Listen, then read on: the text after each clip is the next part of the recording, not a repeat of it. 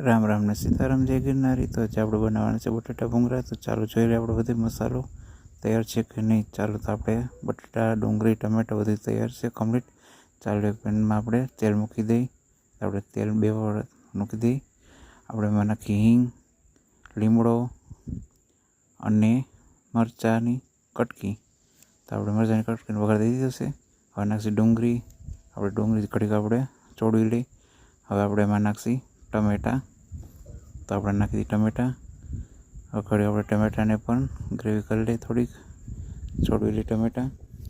ત્યારબાદ આપણે એમાં નાખી હવે મસાલા બધાય ચોળવી, એટલે પહેલાં આપણે નાખી હળદર 1 ચમચી, ચટણી 1 ચમચી, જીરું, મીઠું અને ચટણી। આ બધું આપણે મિક્સ કરી દઈએ સરસ મજાનું મિક્સ થઈ ગયું છે બધું થોડું ઘણું। અને અડધો લીંબુ